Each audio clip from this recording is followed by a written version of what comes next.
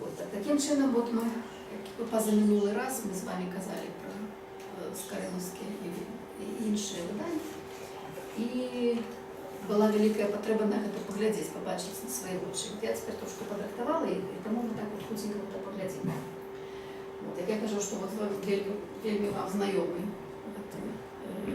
цей аркуш, ви його бачили шмат разів і думаєте, що воно так і треба. Він абсолютно незвичайний, він по своїй складаності виконання, він перший заходить звичайне видання свого часу, друкованне. Вот, я буду зараз выглядеть. Это огульный титул прасове видання. Значить, пам'ятаємо, Скарина робив цю працю, друкував видавецьку працю, видавав Біблію 3 роки у Празі, 1517, 18, 19, і потім розпорядник 1922, 1925, ще 2 видання у Біблії. З того, все знову, що ми робимо. Тому вот это ось огульне. Вот, это так само вы до этого привыкли, так само думаете, что это совсем все нормально. Это совсем не нормально. Это портрет, який Скарина троичі ставить у праське видання. Троичі його повторяє. І ніхто, ані до Скарини, ані після Скарини своїх портретів в Біблії не ставив. Это цілком унікальна з'ява у біблістиці. Ну, замахнулся, да, с другого боку спробуйте. Ну, вы сказали, что там сустракаются гравюры, которые и у інших бывают сустракаются. Ну, ось это докладно відомо, що це його. І та, і попередня так само, вот, поглядите тут з этими всеми ягонными значками. Вот мы не ведаем, что ягонные значки для його значили, что они символизовали. Чому пустий герб зверху, да? Герб пустий. Ви бачите вот это вот зверху, да? Герб пустий. Потім вот гэта ягонне сонце і полмісяць, які так само ми сустракаємо, це не скариновський унікум, ми сустракаємо сонце і місяць, але ну, є міркування, що навіть до народження Скарини примірковують там до певного года повного там затьміння. Наколькі гэта оправдано, ми не ведаємо. Скарина ніде не написав, чому він робив те сонце молодикове, так? Так, Олег Лойка свою книгу про Скарину назвав сонце молодикове. Так, і от гэта особливо, от гэта ось ці то гэта літарки, ці то гэта шалі, ці то гэта што, гэта міркування, ну, некалькі десятків за часи дослідження різних. Що під гэтым меў на увазі? Гэта і міркавалі, што гэта якби 2 літари Б, які одна до одной спінкою стоять, і там і К, что тут только не вычитывали, и нават придумляли, чему это так, але ну, мы Скарином не займаемся, и мы не будем зараз на этом спинять увагу, але ви бачите, знову тая самая літарки цитушалі, тое самое сонце молодикове. Значить, ми бачимо, що це символи, які він з собою асоціює. Він їх повторяє на огульному титулі до праської Біблії, і він їх повторяє на своїй контексті. Тут так само вони ще є пчолка, бачите? Так само за тією пчолкою дуже багато було ідеї у спекуляції. Ось, але не покинув його нам ніде тлумачення. Пам'ятаєте, як я казала про Йоаннеса Ройхліна, до якого Скарина їздив у Віттенберг, подобно, так? Ну, вот это что-то вот у стилі Ройхліна. У сенсі, у огульним інтелектуальним, таким концептуальним стилі. Ось. Але, знову-таки, спеціальних досліджень у Скарини Ройхліна ніхто не робив, я так само не робила, тому просто ось не будемо на гэтым затрагиватися. І Дюрера навіть у Скарини знаходиться. То не ж маш, що ви своє знаходиться, так? От гэта гравюрка до агульного початку Пятикнижья. Он называется, он этой книги «Першие Моисея», было сверху такий заголовочек, «Троица» тут у яго сядзіць. І за этой гравюркой одразу йде прадмова. Прадмова, причем гэтая прадмова такая вельмі біблейскім стилем, родовод. Он пишет, что это родовод Франциска Скарины, славной Радополоцкой, он рассказывает, он знову прадмова про яго. Вот гэта вот, пасля гэтага прадмова пра Біблію. То есть ён расказвае пра выдаўца, і от па тым, як ён расставляе парады, расставляе свае вот, фокусы, прыярытэты, вы таксама можете зразумець, як падзяляць, чаго гэта все робіцца. Што гэта все ж таки не навуковае, не біблістычнае выданне. У яго іншыя мэты. У яго хутчэй сапраўды мэты культурніцкія і асветніцкія. Таму гэту іерархію друкуюць, памылкова часто падпісваюць. Тут я на пачатак псалтыр ставлю таму, што ён з яго пачынаў, потому што вот гэта вот 6 жніўня 1517 выходзіць. Называецца «Починається пісня царапа». І тут гравюрка Давид з бусинками. Бусинки лежать.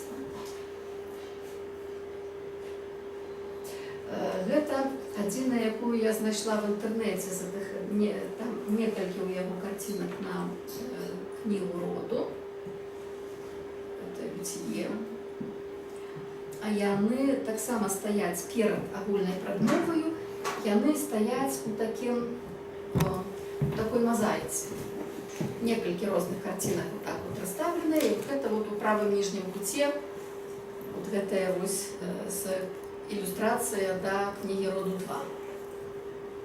Вот. І паглядзіце збоку ці з рабрыны выходзіць жанчына. Ну, сама по себе, конечно, иллюстрация вельми цікавая. Ну тут і древо. Ну, древо стоїть, так. Такое древо, як пустове.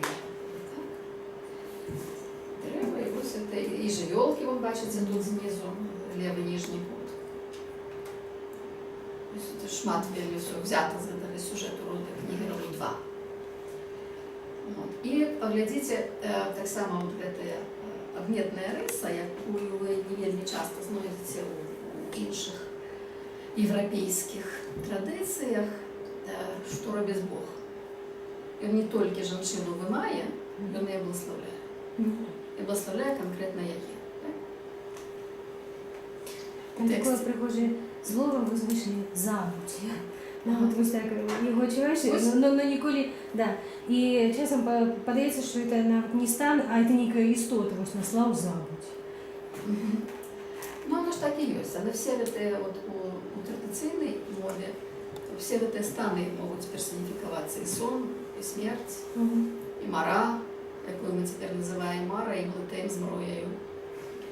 Они все персонификуются. Но тут, конечно, человек таки не в забуті знаходиться.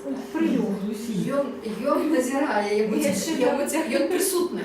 И вот с Каринах это ж так само, видать, некую концепцию в эту укладає. Чоловік усвідомляє то, що ён поділяється на двоє. Вот, і бачите, що тут справді, тут, глядите, тут виразно ніяких говорок про ребрину тут нема в этой картині. Так? Вот тут вот всі ягоні ребри ми бачимо. Але з його вот вона десь виходить. Так? І Бог тримає її за руку і її благословляє. І от це вот особне благословенство, це так само та ответная сторона, благословение женщины. Якова у тексті.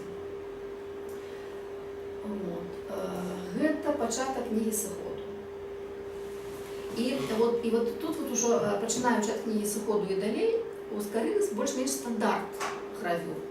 Ён піша назву кнігі, бачыце, і падпісвае картинку. А далей уже ідзе сам текст. Он пишет, что вы бачите, что дочка фараонова вытягнула дитя Моисея с воды.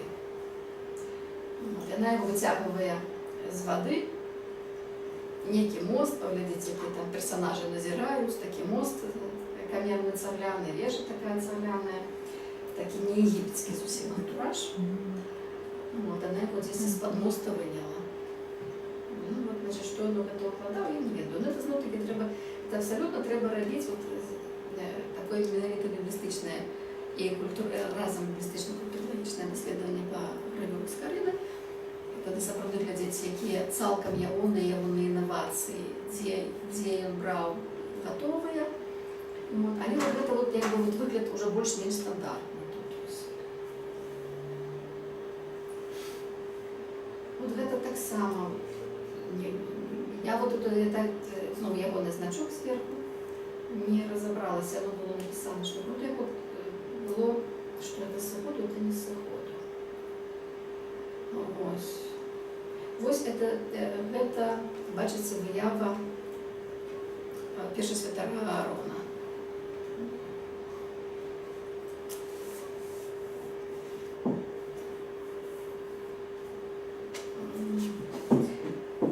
Гэта пачатак кнігі Левіт, вот он піша кнігі 3 Моисеевы, завела Левіт, вот тут вось, і падпісывае, што Моисей слухае Божыя запаветы.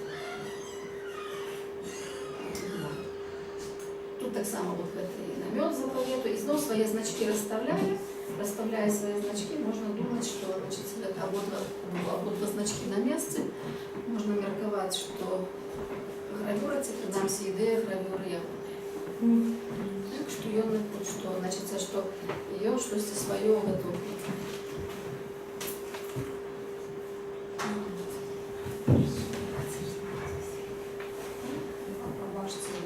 Ага. Перший святар, чому називається перший святар? Самый головний. Святар над святарами. Начальник усіх святарів. Нет, это грецкое слово архе означає початок першинства. Это кажуть так, архи. Святар, архи. Біскуп по-грецьку. Архімандрит, архи хто завгодно. Ось, так. От у нас, бачите, тепер по-білоруську на польський лад кажуть арцебіскуп. Тоді треба казати арце, часопис арце. Часопис архе. І тому вот, перший святар – это просто калька з грецького. Перший по начальственности, перший, не по хронологии. Вот. Гэта картинка початок, титульний аркуш до книги Рут. Вот, ён знову пише тут ось, що от як ров підбирає колоси з поля. Ми тут його з вами не дослідували ніколи, але згадували. У часі дослідження пісні ми з вами Рут трошки читали. А на книга Рут это наш не в Пятикнижии? Ні, это уже не Пятикнижие. Мы уже вышли з Пятикнижия. Я туда, да, и тут вы глядите, ніяких значков скаринових нема. Ні тих шалів, ні шалів, нема ні сонця з місяця. Це значить, це що-небудь, це нічого не значить. Це взяли на пульсі, вже живцом цю картинку, цілком мовчимо. Вот. Гэта ўжо кніга суддзяў, і ён піша, што он Самсон перамагае льва. Это пачатак кнігі суддзяў. Так само значков скариновых нема. Паглядзіце, які лев. Ёсць на дрыве. А, ёсць, правда. Чамусь і шалів нема, ці не бачно. Ну, знов таки. Ці нема, ці не бачно. Ці ён просто поставіў, ці ён вот там не поставіў, тут поставіў, ці один, ці два. Ну, не ведаем этой смерти. Можна питання, наколькі там мова старобілоруська? Не наколькі, я ж казала. Там мова трошку збіларушаная церковна-славянская. І чаму яна такая? Ці гэта ён сапраўды працаваў з тэкстам і перакладаў тэкст? Ці у яго які-небудзь ужо ўзор такі быў, які-небудзь манускрипт такі нам не захаваўся? Мы не ведаем. Але вот я вам таксама звяртала ўвагу, што псалтыр у яго па-рознаму вучыць у празскай і віленскай. Значит, ён зноў-такі, ці то ён двойчы працаваў з тэкстам, ці то ён з двух розных крыніц браў. Мы не ведаем. Вот гэтыя скарыны ніякія свае крыніцы не абазначае, адкуль ён што браў і чаму ён это браў, ён нідзе не тлумачыць, бо вот гэтыя все там вот такія навуковыя рэчы яго не выходзяць ніяк. Яму это не важна, не цікава. Таму ён ніяк гэта не каментуе. Якраз тое, што нам цяпер найбольш цікава. Ну от яму тады вось у першай палове 16 стагоддзя яму это не здавалася цікава. Вот паглядзіце, леў які. Ясна, што гэта маляваў чалавек, які Львоў не бачыў.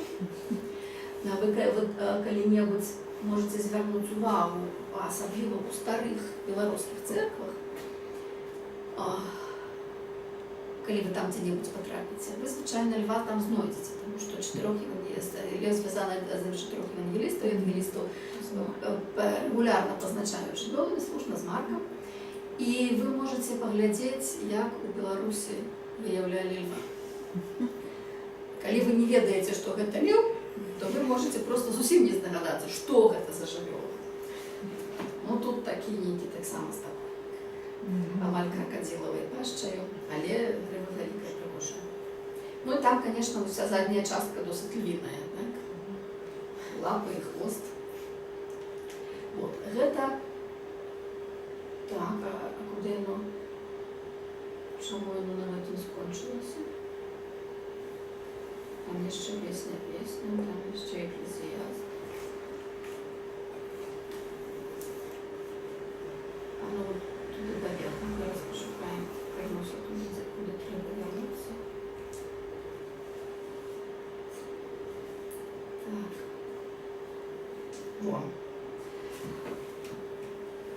Вось тут глядзіце, гэта кніга царств. І піша, што Саламон і царыца Савва. Ён піша, не піша, як там было прынята гэтая савская, ён піша так, вот якраз прынята на захадзе. Просто Шева. Яе так называюць, хаця, конечно, маецца на увазе, што яна каралева гэтай Шевы. Но яе так і завуць. І вот вы можете ведаць, што як, скажем, асабліва у сярэднявечнай Европе, у ренесанснай Европе, якіх-небудзь тых магнатаў, іх звалі мясцовасцю, над якой яны магнатствуюць. Это бы у Европе гэта быў нармальны стандарт. Там вот Наварра прыехаў, так? У Париж прыехаў Наварра, у яго не зваць Наварра. Ён герцог наварскі, у яго ёсць імя і ёсць некае таксама сямейнае прозвішча, то і 2, і то і 3, але яго будуць зваць Наварра. Вот, з гэтым звязана не з гэтым, я зноў-такі не ведаю. Вот паглядзіце, тут ніякіх скарыновскіх адзнакаў няма на гэтай тлумнай карціне, так, гэта тлум які, вот много, тут нейкі слон такі, не, это не канцэптуальны. І хутчэй за ўсё гэта карцінка не ягоная, таму што ён потым эту сустрэчу паўтарае. Соломон беседует с царицей Саввой, скажем, кажем. Вот, гэта третья книга царств, и тут вы бачите эту скриню заповеду с керубами.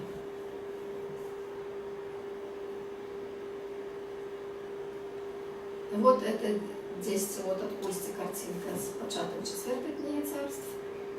Там просто вот такая виньетка знову с солнцем и месяцем на ёй. А керубы это... Вы бачите, керубам так само, калі про гэта говорили. Керуб в одиночном лику. Это херуб гэта не по-украински будем вымаўляць.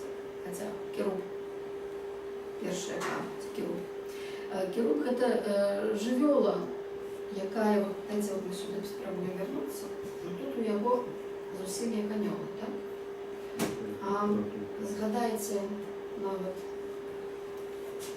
выявы гэтай скрыні запавету, там такія тыя жывёлкі, і вот тыя, што самыя тыя ламасу месапатамскія,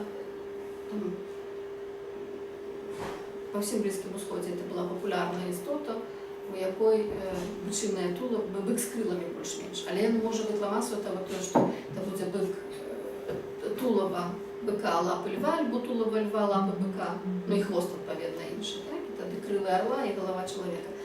А керуб больш-менш штосьці такое бычынае крылатае. Штосьці, это некая ахоўная таксама істота, некая не з гэтага, не з жывёльнага, не жывёльнай сферы, да? Такая некая рэч. І вот гэта керуб у множным ліку, адпаведна дадаем канчатак ім, мужчынскага роду множнага ліку, вот і керубін. І от яно в грецькій мові таке керувім перетворилося в керувім, і тоді воно вже війшло в эту російську херувім. И херувим стався одиночным ликом. Херувим это множный лик от херуба. Тому, скажімо, як ми будемо перекладати, я не веду всі приводи. Потім бачите, ну, такі в європейську традицію херувими уже вошли як некие такие детки-анюльчики, так что есть такой уже херувимчик, такое навод слово возникло там на пухленьких деток, кучаравеньких, да? А это как раз такие жвелы.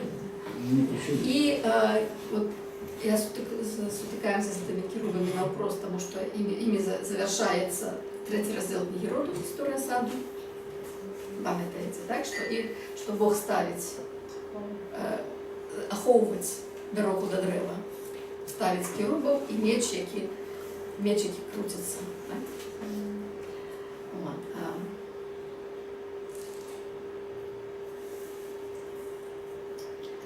Гетта, ой, я зараз його треба зменшити, я тут поставлю, как он весь влез, он не влез. Але зато можете заголовочек сами прочитать. Вот, это наш любимый Йов. Знову таки картинка, от коли я верну на переключення.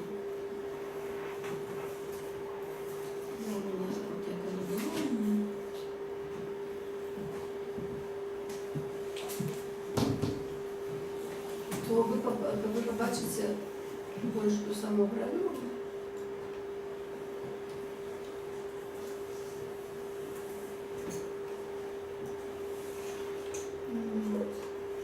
Вот это вот тут инициал, где вы добре видать, да?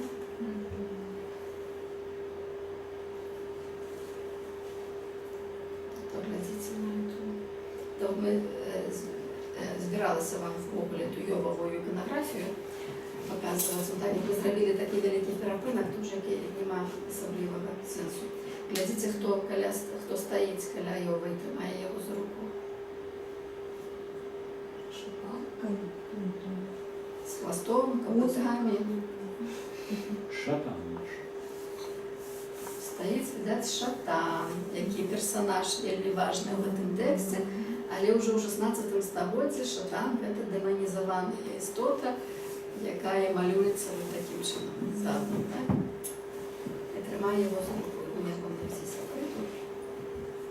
Знаків скоринових нема, тому ми нічого сказати не можемо точно. А тут вот треба знову, все ж таки треба змішати. Поглядите, тая самая гравюра. Ладно, я поставлю малый масштаб. Ось, тая самая гравюра, тая самая с тем самым слоном, той самый надпис. А нет, не той самый надпис. Там был надпис «Давид приймає, бесідує з царицею Саввою». А тут, бачите, цариця Савва беседует с Соломоном. Там Соломон с ее беседует, тут и Назия беседует. И эту же самую картинку он ставит на, бачите, вот Екклезіаст. Тож знов-таки це Соломон, і на Соломона у його інших картинок немає, і він повторяє картинку, тільки міняючи пріоритет, але картинка та сама, знов-таки, хоча за все не явна.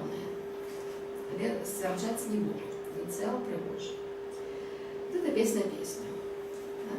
Да, знову таки вот все вот себе згадує. Что тут может быть изображение? Тут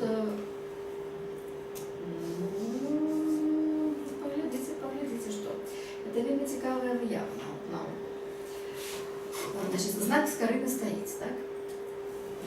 Скарина автор. Або ідеолог тих гравюр. Може його був мастак який-небудь інший, може він сам малював, ми не відомо. Але це скаринова гравюра, тому що знак свій поставив. Що ми на її бачимо? Ну вот это те самые анёльские истоты, так? Серафи и керубы. Бог коронує. Божий апостол, бачите, що це Бог.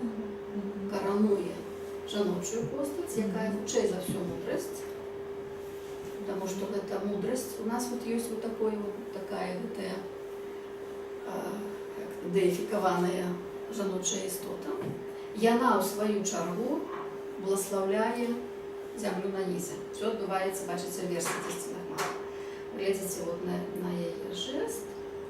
Я вам зараз павялічу, каб вы добра пабачылі. Ручки глядзіце, што яна робіць, як яна благословляе. Як яна склала рукі, паўтарыце гэты жест.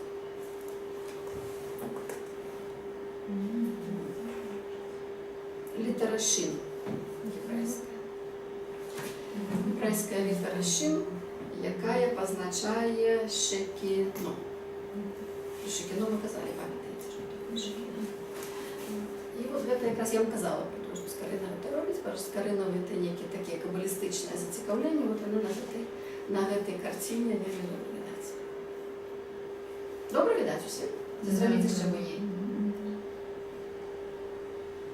Можете знайти, так, это песня. Вот оно там далі, і він не здарма, бачите, менавіта робить. Тут безумовно концепцію закладає у гэтую гравюру, і тое, що ён яе ставить. Глядите, вот что книга про мудрого царя Соломона, рекомая песня. Что ён менавіта на песню, то есть на гэты такі кахательный если текст, и он ставит не кахательную картинку, а ставить вот такое шматузровневое благословение свету каханию. Повинна то знов таки скоринова концепция. Бог благословляє, Бог коронує мудрость, якая благословляє вот эту вот любовь у свете. По сутности. Хотя любови нема, потому что там есть свет.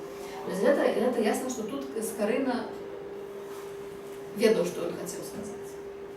Вот. И это мы такую простую вельми интерпретацию даем, что он туда еще закладал, когда тут разглядать, можем тут знайти еще некие важные детали. Може і не буде. Вот это просто віньєтка, яка часто стоїть у братських виданнях. Там все знов з зеленими значками.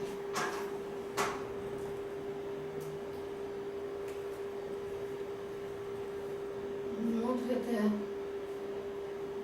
вот, бачите, тут это з Пікардового тексту кавалок. Якраз Пікарда, який притягує увагу до кабалістичних зацікавленням Скорини, менавіта на скоринових гравюрах. Тут от саме те літера Х, яка значить християнство, і ярвовий щит Скорини. А ярвовий щит знов сонце з помісяця. Так і на те інтерпретує. От гэта ўжо Вільня. Сцеплей видання, іншого трошечки пам'яру. Вот у яго уже, видать, материалы были слабейшие. Это с малой подорожной книжки титул до Акафиста гробу Господня. 22 год. И это апошняе віленскае выданне, 25 год, апостол. Это вот просто вот здесь вот такая прохожая коллекция праздских и виленских разных выданий. Все, так мы сегодня вертаемся. А теперь просто вот для поравнания. Вот. Памятаете, знаю, много казали про Берестейскую Библию, Радзивилловскую. Вот, это титул Радзивилловской Библии, это 1563 год. В Пінчові працювали у Бересті Видалі, причем, что выдавал Махчима Циприян Базилик, так само наших персонажей цікаво. Туда там будет вот это все, этот титул, очень цалком. Глядите, вельми пригоже зроблений титул, саме все вимальовано, продумано, и вот и сам вот уже поглядите, какая розница со скориновым текстом. Значит, иллюстрации идут внутри текста на том месте, где идет оговорка про то, про что иллюстрация. То есть Скорина просто робит огульную картинку. настрой задає. А тут ось бачите от докладні культові прилади. От, і про їх іде говорка у тексті, і вони тут от такі от дидактичним чином представлені. Ну і зроблені, звісно, пригожі. Ось той самий. От вам эта скриня заповіту та самая. Ось вам перший святар і убрання першого святара, яке подріб'язно описується у тексті, вот на його картинка. Вот одна з картинок от Кости, з текста, вот она, это факсимилька. Вот, бачите, тут буйнейшего не знайшла, вот такі маленькі, але так само вот там вот некие докладні прилади. Це ось розгортка, як вона виглядає, з віньєточкою, от як раз, бачите, тут от скончився текст віньєточка, тут на цілу сторонку ілюстрації, от вона подріб'язна ілюстрація. Це от лагер ізраїльський під час завойови обіцяної землі. Вот просто вот с планом, подрабязно все написано, намалевано, и вы это можете, читаючи Библию, это будете разглядать, доследовать. Вот вся эта Библия, она натхняє своего читача на доследование, на интеллектуальную некую працу. Вот у меня больше нема. На якій мові? Ну, на польской. Мне кажется, что первая полная Библия, выдаденная в Беларуси, была по-польски. Ну, правда, потім ще була і у мене свіжа, повна Біблія по-польську. Радзивіловська де? В Бересті. В Бересті. Їх було такі 3 славуті протестантські Біблії. Перша, це 63 года, Берестейська, Радзивіловська. Потім була Радзивіловська, Несвійська і Гданська. Там такі 3 своему были уплывовые. Потому что Гданьская тоже. И вот тут, поглядите, две у меня есть картинки. Вот что тут так увеличился с Библией Вуйка. Мы с вами казали про Библию Вуйка. Что вы памятаете про Библию Вуйка? Что я довгий час користуюся. Что ею, что ею вельми довгий час користалися. Она была основана польской Библией до середины 20-го століття. І в Білорусі перекладались її. Як тільки вона вийшла, всі самостійні, оригінальні переклади на білоруську мову були покинуті у бок. І от це сталося узором, прикладом для усіх дальнейших білоруських перекладчиків. При тим, що Радзивіловська Біблія перекладена з оригінальних мов, скорено ясно, що з чого попало, а ця Біблія виказана з Бульгати. То есть это переклад с перекладу. Тим не менш, авторитет гэтага перекладу був такий великий, що ён не викликав ніяких сумнівів. Пам'ятаєте, я казала, що коли Зізані робить свої переклади Нового Заповіту, ще да, вот это видання, так? А тільки Новий Заповіт був виданий, він ставить Біблію в оригіналі по-польську і свій переклад по-білоруську. Тобто вже вона настільки була авторитетна, що текст навіть устав. Це Біблія Вуйка? Вуйка, Якуба Вуйка. А вона з Вульгата ж И перекладена. она перекладена из Вульгаты. И вот это другое видание Библии Якуба Вуйка. Вона витримала безліч видань, зрозуміло, не перелічить скільки. Ну, як і це, то саме, як це Біблія Краліцька чеська, як стандартна версія короля Якуба Ангельська, як лютеровська Біблія німецька. От це такий абсолютно був базовий біблійський текст на польську і бачиться для білоруських землеотекстів. Це можна викинути. І ще також, що я хотіла показати, це вже такий просто бонус, це скорінняний трошки. Тому що, ой, не то. А що ж воно не то прийшло? Не то прийшло, не то натиснуло. Бо вельми часто питаються, де є помніки з Карину, де їх нема. Вот, я вам трошечки покажу это, где які. Ну, самый опошний з них, самый неудалый, так, ручки забрал вгору. А ви його ведаєте. Ось, ён же ж. А іх гэта у Менску, где? У сквере помню. Вот так, внутренний дворик БДУ. Так, вот там встречается, так и скорее садится. Так что у нас тут два скорее. У людей ще. Далее Полоцкий. Вот Полоцкий скорина. Он уже зовсім інша стилістика. Так, он такий задумався. Это 74 год. Менские все новенькие, свеженькие. 21-го століття. Ну, а вот такі глибокосоветські. От Полоцький, бачите, отак от узвишається. Йон же ж. Это Лида. Москвацкий музей. Это Прага. Ось він у Празі стоїть такий там самотний, посеред нічого. Такий великий гайочок. І от тут от пірамід, і от з этого боку, з боку його, є велізарні вулиці з трамвайними шляхами. Так що всі їдуть і всі на його глядять. І це прикладний за кілометр від саду, який спереду будував в Празі. Ну, це на гэтым боку. Так само на тим боку, що сад. Вот. Это ось такі праски з Карина. Вот ён же ж. І тут от написано, можете побачити, це з Карина написано, і Біблія руська написана. Там, конечно, про Білорусь там нічого, там ні асоціації з Білорусі ніяких нема. Вот. Скульптор написано на обув по-російську. Ось. Усходньославянський. Видатний білоруський гуманіст, усходньославянський перший друкар Франтишек Скарин.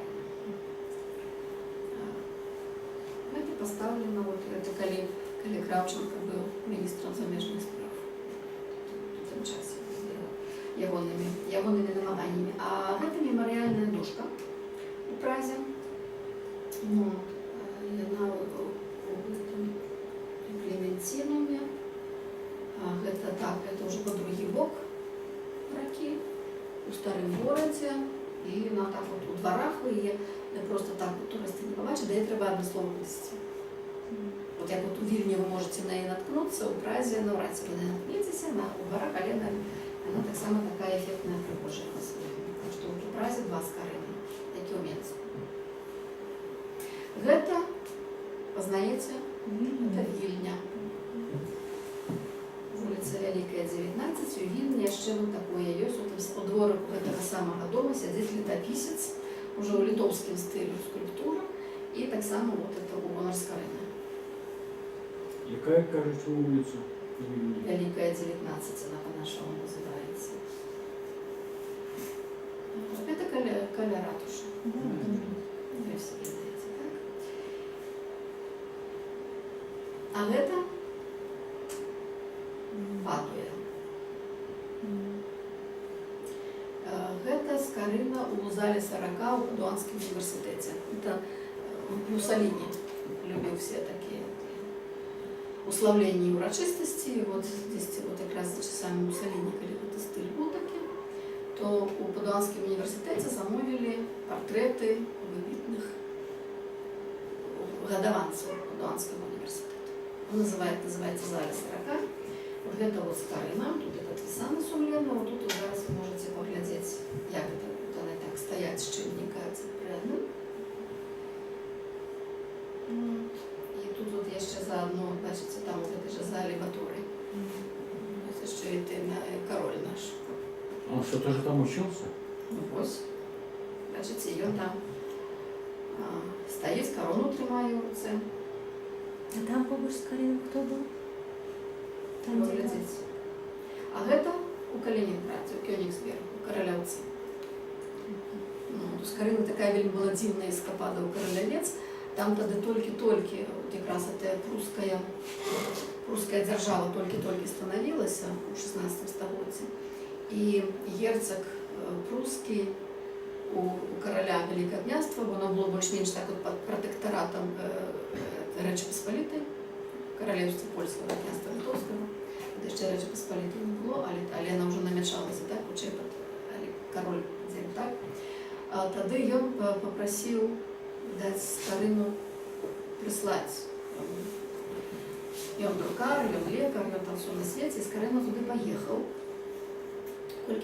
Колькі там побув часу, і з'їхав оттуль, звівши з королівця, і друкара, і королівського лікаря.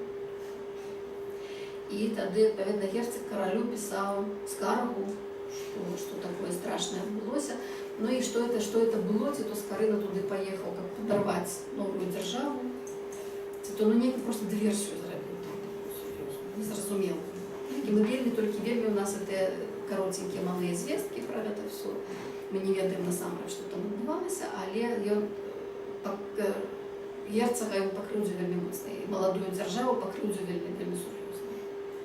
Можа, у яго зноў-такі была некая яшчэ такая місія гэта зрабіць. Тому што мы бачым, што Скорина з каралямі працаваў, з біскупамі працаваў. Скорина сам, так як ён був просто ворону, у яго ніяких вяліких там посадів не було, не могло, але ён займав максимально високі посади, маючи на увазі своє походження. Він був секретаром датського короля, він був секретаром Віленського біскупа Яна. Тобто він вот так от з этими з вищим світом, з вищим світом він весь час співпрацовничав. І от і бачите, і у Прагу ж він поїхав так само у королівський двор. Тоді, звісно, королева пражская була літвінкою, тому вони не могли бути знайомі ще раніше, і це могло бути просто яє жадання свого земляка мати за садовник у 16 стагоддзі, це, по суті, це наукова посада, так, така. Тому що він закладає сад, він розбиває сад, тоді це справді, вона тільки починається ця справа цих садов. Это починається в Італії, йде в Європу, і от Прага робить один з самих перших королівських великих садов, соответственно, там і тепер. Зосталося там, що вони з Скориними працями не ведали, звісно, але ясно, що Скорина там в саді ходив і про його думав, це зрозуміло. Да? Так що вот це королевський Скорина. Вот так само сидить, важно на книзі, хоча, звісно, у королівці він такую ще і злодейську якую роль відіграв. І это вот, боже, ну я задразнична.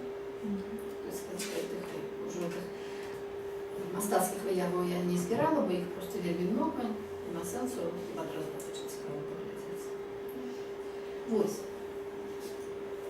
Это все на що тичиться картини. Так? І давайте ми тоді, коли може у вас якісь ще з цим питання, і ми тоді вернемося до перекладу. Якісь питання може є ще з цим? Ні?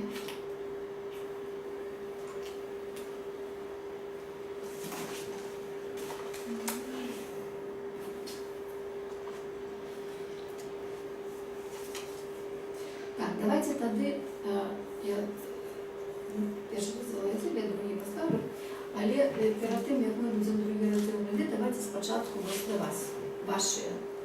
Значить, всі прочитали, так? Перші, другі розділи. Ну, коли ласка, давайте тепер максимально подробязно ваші зування. І до першого, і до другого розділу. Вы прочитали промову, прочитали переклад и прочитали комментарий. Мы перед початком почали уже про это говорить, але я сподіваюся, що у вас є ще якісь. Коментарі не сподобалися. Коментарі сподобалися. Так? Коментарів ви бачите мало. Особливо у першому розділі, ну так само, там є мало коментарів. Ну, це то, що є. Я сподіваюся, ще зробити трохи. Ще ні, тут не повеличити з коментарів. Що не зрозуміло, ці треба переробити, ці які-небудь ще які-небудь питання, претензії.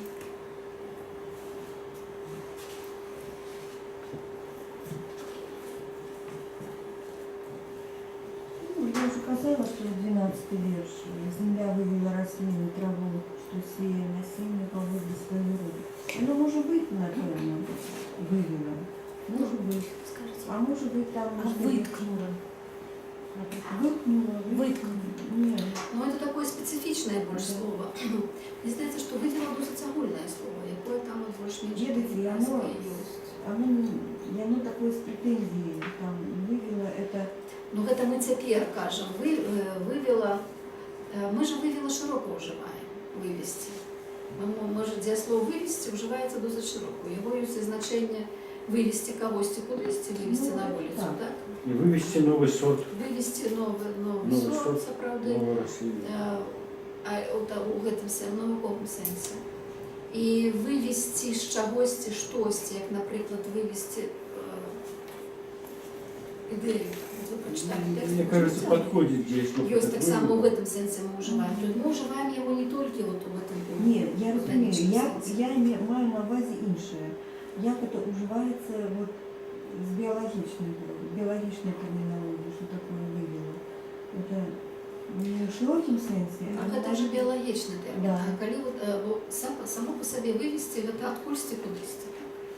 Ні, ну, Было в одно место, стало в це другое место. інше. И все. Ну, тут, а тут же виводиться ненавіта рослини. Ну, это з чагосьці штосьці, але так само з чагосьці штосьці. От земля з себе виводить. Ну, это відповідає вот этому Мгм. габрійському терміну. Да? Просто, да.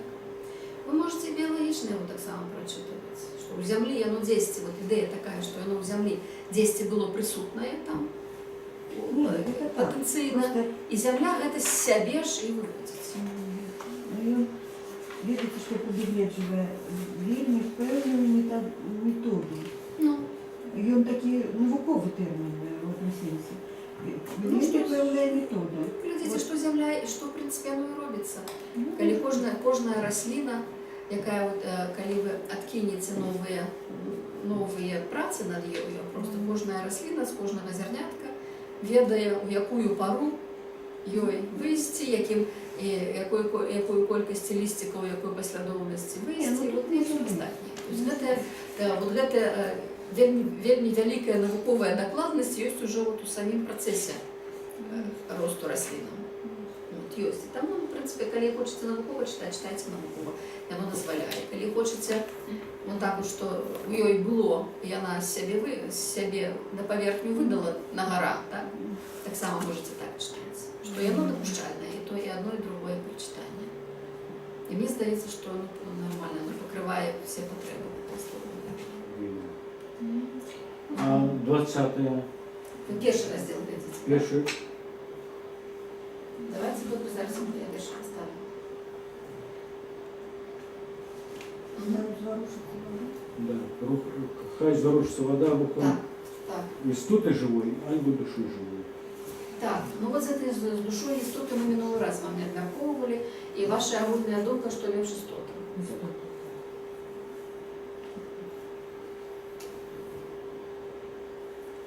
Тому що гэта будзе весь час, это просто першы раз тут уживається, але яго ж будзе потім много. Ну, калі ласка.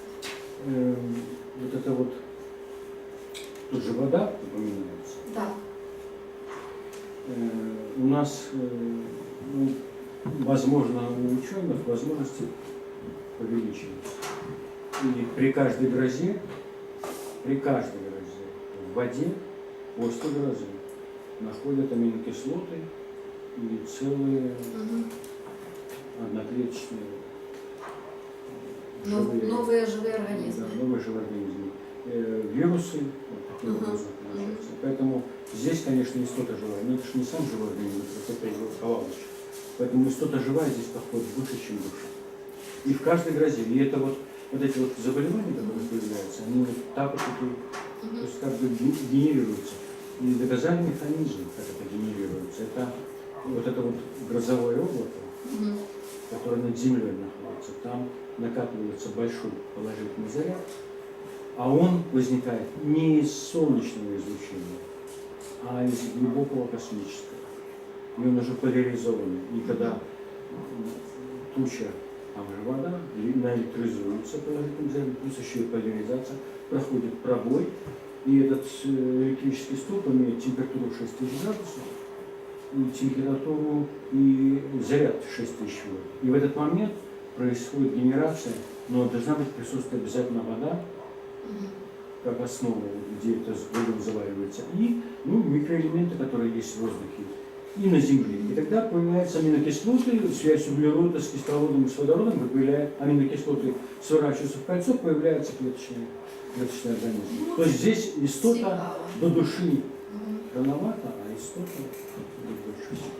Ну, тут, скажем, чому вот эта душа істота, это же не только на гэты верш. Мы, коли мы нефиш хая перекладаем тут істота живая, то мы спрес за нефиш хая будем и так перекладать во всіх остальных текстах, інших текстах.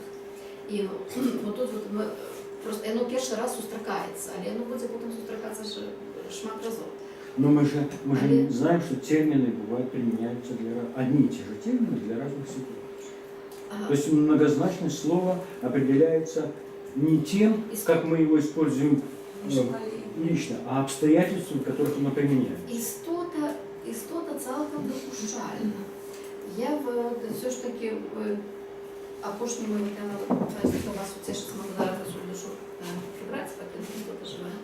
Там, где про кровь, там же так само написано, что душа человека в крови. Там же написано, Зараз вот это самый конец, давайте мы попробуем. что там истота не перекладешь. Вось і тут, гэта трэба аднолькава. Треба одну. Тому я все-таки можу, що лепше переклад душа. Вот глядите, так, вот 29-й верш, вот, да, усяляку траву, что сея на сене, на ежу, так. Вот, усім, у ким душа живая. Вот, поглядите, усім, кто ползает по земле, усім, у ким душа живая. Вот, тут, вот эта проблема так само з этим нефіш хая, вот оно тут это нефіш хая, и тут менавіта у им, вот это вот во означает у им. Вот литерально вот, который у им душа живая. Калі выкинуть гэтае у ім, калі б яго не было в єврейському тексті, можна було по-іншому перекласти істоти живі, так? Але тут літерально у ім. Вот это було моїм аргументом, чому я покинула душу, а не істоту. Я этого в принципе не понимаю, что если здесь истота, а не душа, то здесь обязательно должна быть истота. Я тлумачила этот принцип. У межах одного тексту слово, звичайно, коли воно повторяється декілька разів, оно зв'язує поміж собою всі ці епізоди. От у першому розділі це не так виразно, на мою думку. У другому, третьому розділі, у четвертому розділі це вельми виразно. Коли слово повторяється, навіть коли воно алітераційне одно одному, звучне одно одному, і воно дає додатковий сенс. І при перекладі вельми пожадано одно слово перекладати одним словом. Вельми пожадано. Бо от коли, наприклад, вельми конкретно у різних текстах, не зв'язаних поміж собою, перекладеться по-розному, це буде менша біда. Хоча, знов-таки, от у тисячогоддя біблійської інтерпретації однолькові слова зв'язують епізоди. Это у єврейської традиції інтерпретації, це називається, спеціальний термін, називається гезара-шава. Это серед методу интерпретации гезара-шава один из самых основных, один из самых первых. Гезара-шава означает, что коли одно слово уживается в двух особых эпизодах, эти эпизоды связываются поміж собой интерпретацией. Навод и гезара-шава может закидать сетки вельми широко. Не только там вот в один текст, так, а, скажем, вот абсолютно в разных книгах Библии. Як уже єврейські інтерпретатори працювали. Ми це не науковий підход, він нам не потрібний, але це абсолютно різні тексти, різних епох, різних авторів. Але майте на увазі, що пізніші автори Біблії весь час інтерпретували попередніх авторів.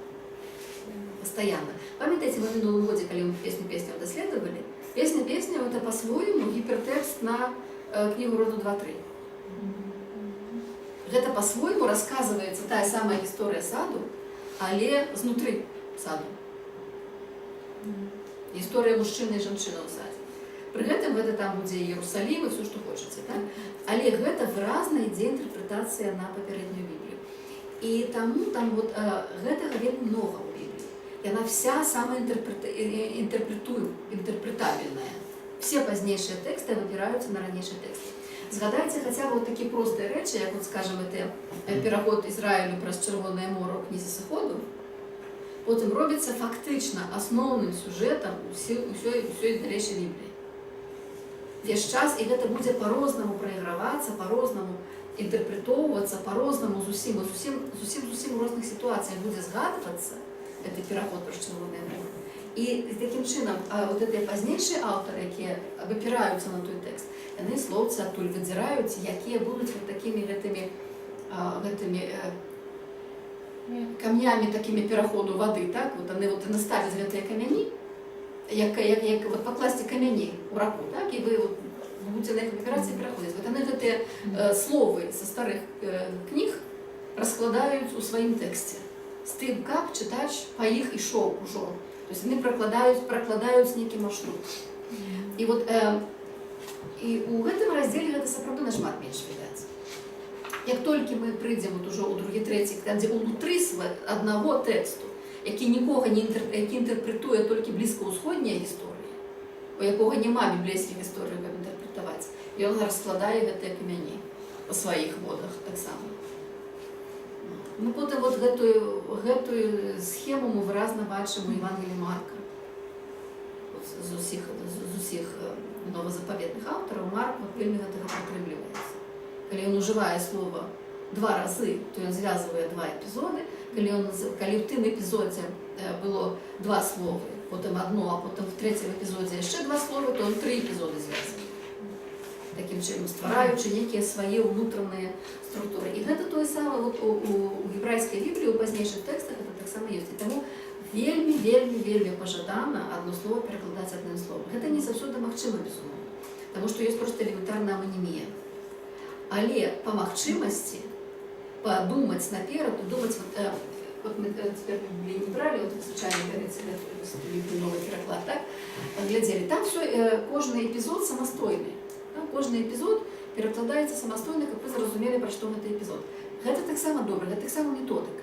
Але калі вы хочаце паспрабаваць хаця б вот даць адчуванне вот гэтага Бібліі як сусвету велізарнага, дзе все адно з адным знаходзіцца ў пэўных сувязях, у пэўных сугуччах, то трэба пастарацца вот гэтую перакладаць максімальна проста. Это значыць, вот одно гебрайскае слово перакладаць адным тым самым словам сваёй мовы. І вот гэта сапраўды далёка не заўсёды, это просто выканальна. Так вот рабілі, скажем, у Септуагінце гэта не вытрымліваецца, але у пазнейшых перакладах, які ўжо Септуагінтай спрачаліся, там у Аквілы, напрыклад, там сапраўды ўжо будзе так, гэты прынцып будзе вытрымлівацца. Па-грэцку не гучыць ніяк, па-грэцку гучыць просто вот страшна неправільна, але затое з грэцкай мовы вы аднаўляеце гебрайскі арыгінал. Вот калі вы Аквілу, напрыклад, чытаеце, так? Я вам калісьці расказвала пра гэты грэцкія пераклады. Калі ўжо Септуагінта перастала задавальняць менавіта гебрайскую супольнасць, юдэйскую супольнасць. Асабліва праз тое, што яна была падабраная хрысціянамі. Хрысціяне яе чыталі як сваё. Ну, апроч таго, што там ёй зразумела свае асаблівасці, з якіх немагчыма ўзнавіць арыгінальны тэкст. Там дзесь як мінімум 3 яшчэ пераклады ўзніклі грэцкіх. І вот яны, скажем, Аквілаўскі пераклад вельмі дакладна стараўся перадаць кожнае гебрайскае слово. Нават ламаючы парадак грэцкай мовы, ламаючы грэцкі сінтаксіс. Па-грэцку яно гучыць вельмі нязграбна, але затое яно дакладненька. То есть ёсць такая метода. Так? Вот это, значит, есть розныя методы. Ёсць метода вот такая, так? Дзе вы просто пераказвалі. Па сутнасці, ці складаныя тэрміны, вы іх пераказваеце. Калі там у вас там вот стаіць іш, то вы яго не перакладаеце муж, як в славянскім тэксце, а перакладаеце яго там як чалавек. А іш это не чалавек. Іш это мужчына. Але калі па тэксце вам мужчына там не патрэбны, вот, скажем, калі дойдзем до 4-го раздзелу, вот, у меня таксама ўжо в Каін перакладзе, да гэтага, да загадкавага, вислов'я матері, яка народила Каїна, сказавши «Каніті іщ, это Дунай». От як там перекладати це «іщ», це просто, як не перекладеш, буде кепсько, там, як не зробиш, буде кепсько. Перекласти його, що вона сказати, що вона створила мужа, народила Каїна, сказавши, так? Это будет совсем не зрозуміло.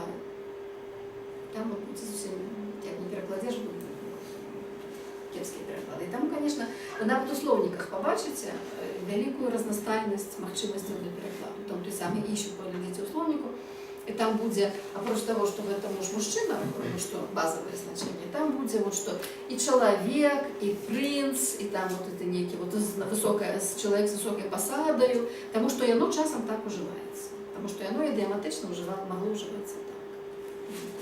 Вот, и тому это узнав проблемы этой истоты живой, души живой, вот, что душа живая, горш гучить свой, вот как вы говорите, что вот в ваших прикладах, горш гучить, чем истота, але душа, але приймальна все ж таки. И она больше универсальна. Вот это у ким истота живая, но уже ніяк. Ну, я же говорю, обставины має значение обставины. У первом пункте, вот у 20-м, это момент народжения. Так. И хай зворушится, вода, ничего не было, и хай зворушится. И там появилась истота. То уже у 20-м верше, там уже існість, уже існує існість. Як земные животные, небесные птушки, кто ползут по земле, у ким де живая душа, тут перекладається душа. Бачите, чому тут однолькове слово те «нефіш хаям»?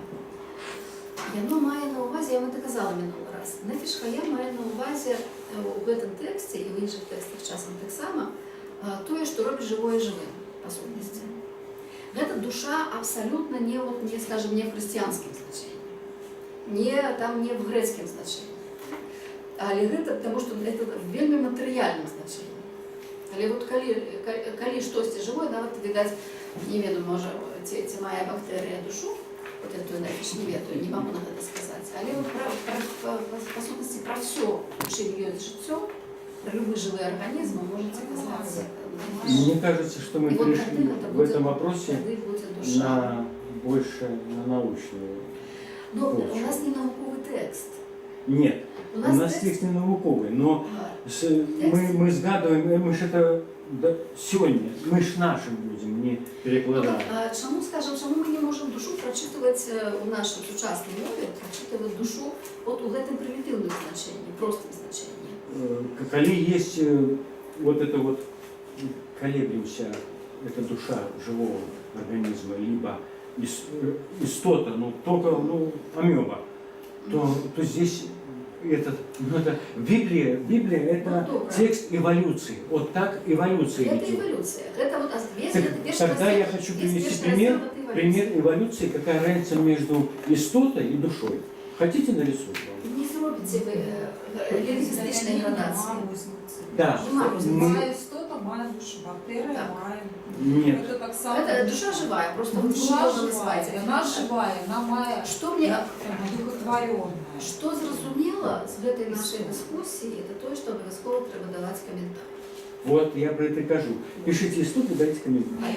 Або пишите душа и давайте комментарий.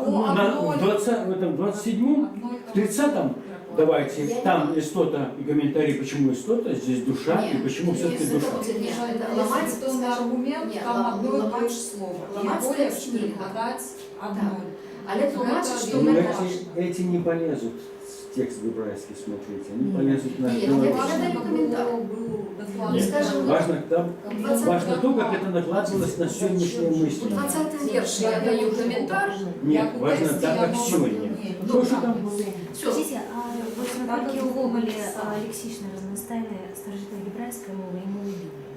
Ну, я вам так само вже про це казала. От коли так само тут позаминулий раз, коли ми казали Ольга про переклади, пам'ятаєте, я казала, що переклад Біблії на мову робив ту мову літературною мовою у ренесансні часи. То есть потом уже пользовались этими терминами до конца, скажем, в вещами. 16-17 столітті. Що воно фактично і отримлювалося. Чому це було можливо? ну, что Библия там супер важный текст, это мы откидаем, просто практичные речи, что лексичний запас достатковий для розпочинання письменства на любой мові. Достатковий. І ви, коли ви переклали Біблію, ви сформулювали, ви вже от якби сконсолідували термінологічну мову. Гэта, вот, і коли у вас есть гэта, вот, вся перекладенная Библия, то вы з яе уже это литературное письменство робите без проблем. Вот. Не все слова, які вам потрібні, там будуть, але достатково, і достатково лексики, достатково граматичних синтаксичних конструкцій, достатково ідіомів, як розпочинати письменство. У нас, правда, мова, бачите, така ось стільки текстів, мова багатая. Багатая настолько, что часом слово уживается одной, чи это то, что мы называем гапакс легомином. Это просто гапакс. Вот, если сустракаем гапакс, ну вот он один раз тут сустракается. Может так, может не так. Вот, коли мы кажем мало атестованное слово, те вельми кепско атестованное слово, те вовле гапаксы. Вот, коли гапакс, вот гапакс. А это же не значит, что он уже у самой мове был гапаксом. То есть у самой мове это было, вот, читачу было это слово зрозуміле. Слухачу, читачу, було зрозуміле. А проходить час, і застається, від мови засталося тільки те, що було записано, і вже гапакси ми не розуміємо. Тоді у нас не розуміємо, чому жити це слово, коли воно сюди не сідає. Тоді ми читаємо угорські тексти і бачимо, що от у старої мові якраз це сюди вельми добре сідає. Тобто мова, в принципі, вельми багата для розпочинання любої літератури сучасної. Достатковое. І тому якраз, от, скажем, одно слово одним словом, це важливо. Зробив таке, є у нас ще Стронг, так само таке прозвище, ви можете завжди шукати, коли хочеться з єврейськими або грецькими, біблійськими словами працювати самостійно, ви шукаєте лічби Стронга. Стронг пронумерував кожне слово єврейської Біблії, на кожному слову він дав свій номер. Отак, як звичайно кваліфіковано розподратковники. І вони йдуть по номерах Стронга. Значить, у вас це слово, і ви неким чином його переклали, ви можете його перекласти одразу там, 2-3 варіанти. Тому що все ж таки воно не видно. І далі, коли у вас це слово зустрічається, номер той самий, переклад той самий. Один номер, одно слово, один номер, один переклад. Або двойний переклад. Это вот, або, дальше наоборот, коли у нас не стає слово, як перекласти 2-3 різні слова. Я пам'ятаю, я вам приклад приводила з львами. 5 слов на Львов. 5 слов. Добре, ми один раз львіця, один раз молодий лев. Витіснимо з себе. А там 5 різнокоренних слов. А у нас нема, в наших мовах немає цієї можливості. Тому, звісно, у перекладах це завжди проблема. Ясно, що ми Львов бомбимо, ми тоді ми розбираємо пригожусь тексту зеленовіта, пригожусь до тим, що всі слова різні підібрані. Тому що, і, звісно ж, знову читач відчуває оттіння, відчуває різницю поміж тими львами. А ми не відчуваємо, слів, ми пишемо. Такі лев всякі, ви просто тут лев, тут лев, тут лев. Там от літерально от одна фраза велика, і там 5 різних львов, різних коренних. И тому, конечно, вот это подход для подростковника идеальный. Одно слово, одна лічба Стронга, один переклад. Для перекладу это не ідеально. Для перекладу это не завжди. Не завжди. Часом треба ламати цю річ. Але принцип, який у мене принцип, триматися одно слово, один переклад, настільки, наскільки немагчимо. Немагчимо ламаємо. Коли магчимо, тримаємося. У меня еще питание по 30-му. Ну, 30-го, стиху. Вот, то, как я понял, у вас выглядает, не сподобається, тут все добре. Я вот питання у меня по Чернявскому возникло. Я просто не задал его минулый раз, У меня, на жаль, Чернявский в 2 редакциях. Это не нажали, это якраз добре. Ну, видите, вот это 30-й. Вот, у одной редакции, у яких есть живая личность. у другой редакції, Так, і у которых есть зародок життя. Потім я дав усякую раслину зеленую на яду. И здесь я дал всякую траву зеленую на ежу. Мгм. Ну,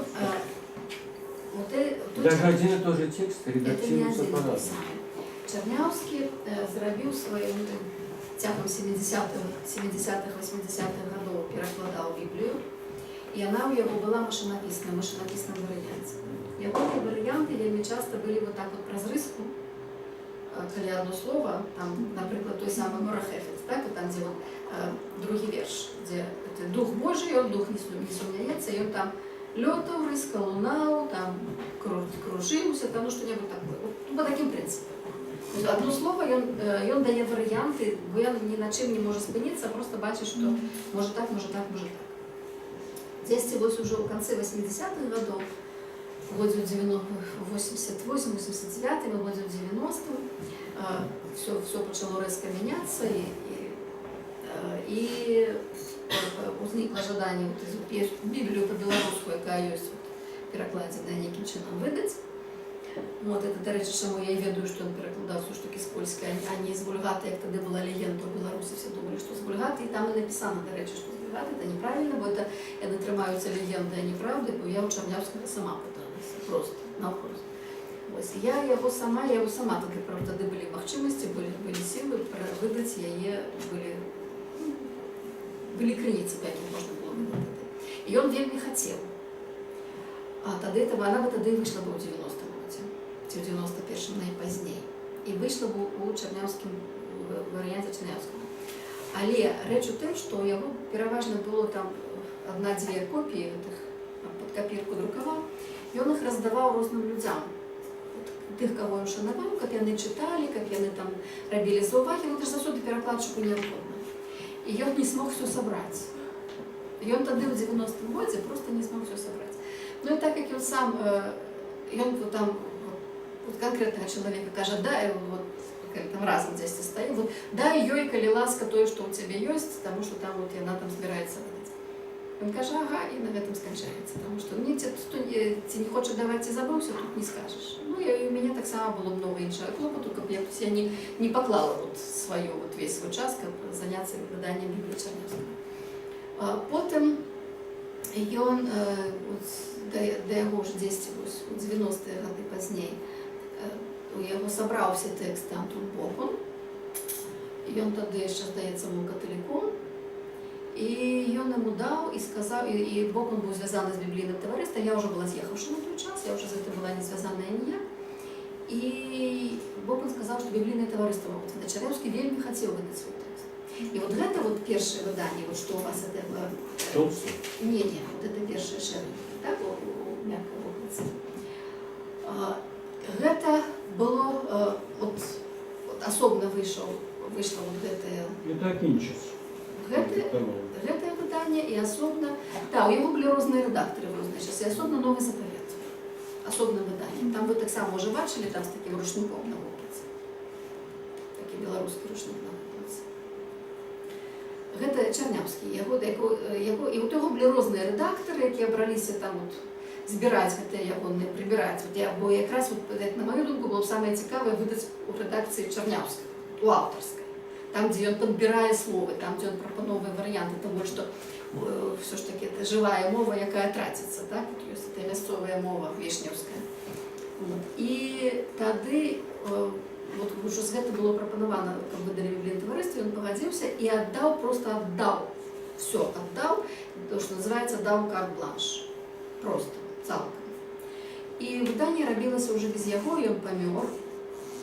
Потім, і тоді, знову-таки, з цієї ідеї, що він робив знову вульгати, що він робив з вульгати, вирішили під нову вульгату подогнати. От, і тоді вже за це взялася Некрашевич Коротка, я з ВДУ, з філфака, латиністка. Вона робила редакцію латинських текстів, значить, вона працювала вже з новим сучасним перекладом на латину, тобто не з Геронімом, так, не блитати нову вульгату з вульгатою. Так? Сучасні переклади, і поводле їх вичитувалися переклади Чернявського. Адпаведна все мянялася, ну а потым так і зноў такі мог он быў уже на гэты час быў пратэстанцкім пастарам, і ён так і са сваімі ідэямі шматлікімі, і ён вырашыў, што правёў праз біблійнае таварыства ідэю, што такую Біблію людзі не зразумеюць, што все прывыклі да сінадальнага варыянту, а традыцыя тэкстуальная іншая, і проста вставілі туды кавалкі з тэксту, якіх не было ў Чарняўскага, адпаведна, якіх не было і не магло быць ні ў Вульгаце, ні ў Новавульгаце, якіх не было і не магло быць у польскай Бібліі тысячагоддзя, таму што это іншая тэкстуальная традыцыя, але затое яна ёсць в расійскім сінадальным перакладзе. Вставлялі кавалкі з расійскага сінадальнага перакладу. Такім чынам, адабраўшы у чытача магчымасць пазнаёміцца з іншай тэкстуальнай традыцыяй. І такім чынам она аказалася такая вельмі эклектычная, ад Чарняўскага там засталося толькі асноўная канва. Про эту кажу? Пра гэтую. І там ужо і яго перараблялі як хацелі. І таму я ніколі не кажу, што гэта пераклад Чарняўскага, ніколі это выданне біблійнага таварыства на аснове перакладу Чарняўскага. Гэта не пераклад Чарняўскага. Тое, што у вас у папяровай выкладцы, гэта нашмат бліжэй да Чарняўскага. І калі вы новы запавет паглядзіце, ён таксама будзе бліжэй. То есть вот это вот будет, там у вас тут будут розныя словы, это уже вот эта чорная Біблія, гэта толькі на аснове Чарняўскага. Там Чарняўскі толькі як бы вось это маса тэкста сама Чарняўскага, але гэту кожны асобны сказ перараблялі так, як хацелі. Зразумела, теперь зразумела. Давайте далей, калі ласка, з гэтымі пытаннямі. З першым раздзелам яшчэ што-небудзь. Я агульнае пытанне. Да прадмоваў ваши зауваги. Ну, то, что вот вы читали уже досланные тексты, там прадмова, переклад и комментарий. Да прадмоваў есть какие-нибудь питания? Нема. Я вот зараз недавно перечитала, у меня куча питаний. Своему собственному. Ну, конечно, у меня вельмі много питаний. Я якраз думала, што можа у вас пытанні ёсць, можа асабліва калі яны супадуць з маімі пытаннямі. Ну, вы требуете, чтобы мы комментировали ваши вот эти слова. Ну, я ими користаюсь, но делать замечания, это ваш текст, я как-то не думал, что сюда нужно. Глядите, текст текстом, але ваша задача поглядзець, чаго в этом тексте не стае, што в этом тексте засталося незразумелым, што недоговораным, што трэба было бы яшчэ там сказаць, ну такое вот, што вы же глядзіце, як чытаць, што зразумела, это мой текст, але я его еще буду менять до выдання апошняга, да? Потому что ясно, что вы не будете там вот ту структуру, якую я зрабіла, такую зрабіла. Тут уже хочешь пропадуть іншую, я приму іншую, так? Але, ну, в общем, ваши комментарии — это особая статья, то есть надо их тоже читать, вычитывать и комментовать. Комментовать комментарии, конечно. Так это ее задача наша была вот на гэта на минулое, это и наступное занятие. Комментовать это и комментарии. Значит, с прадмовами у вас нема питаний. Ну, давайте тогда я с перекладами и с комментариями. Вот глядите, тут вот что на другий раздел. Разумела, что я вот эти переклады я даю тлумачу про Божие імя. Так? Мы про это шмат разоў з вами казали, что слово якое одно з самых частотных у Біблії сустракаецца 6220 разоў як найменее, і ні в одного разу в перекладах вы не бачите.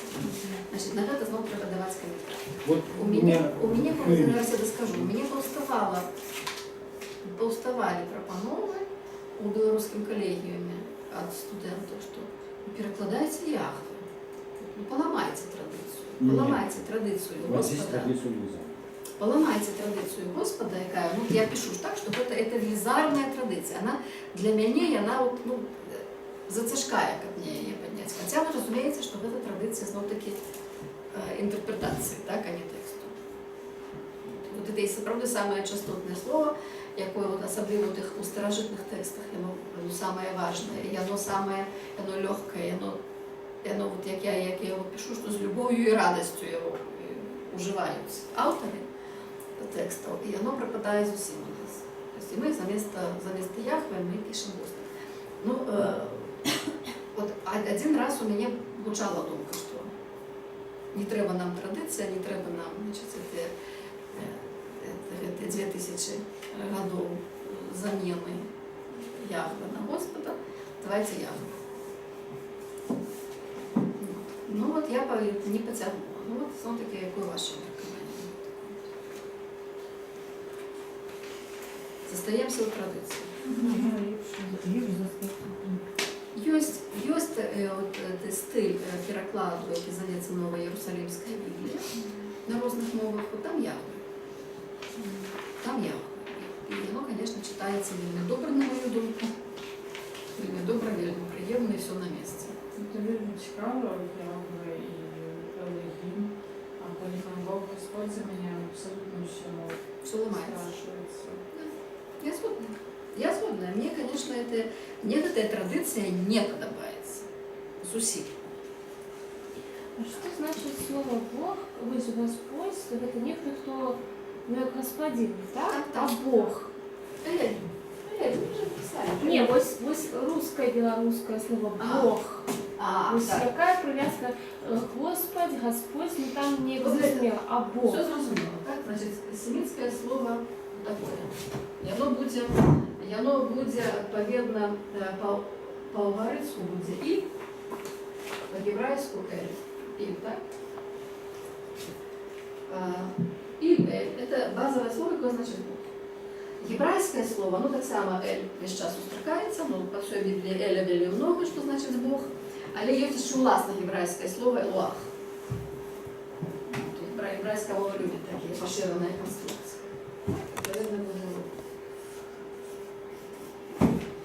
И от Элуаха множный лик Элоим. То есть от Эля множный лик Элин, от Элиаха Элоим. Наше слово, есть европейское, индоевропейское слово для Бога, якое его, скажем, это Деус латинское, например, так? А якое Теос грецкое. Это то же самое слово. Деус, теос – это абсолютно то же самое слово, только с поправкой на разные волны традиции. Это з ім зв'язане, з гэтым словом зв'язане грецкое імя галоўнага теоса Зеус. Зеус.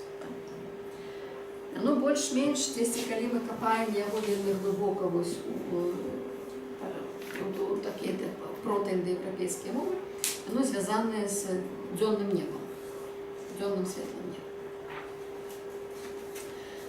То же самое слово было у славянских мовах.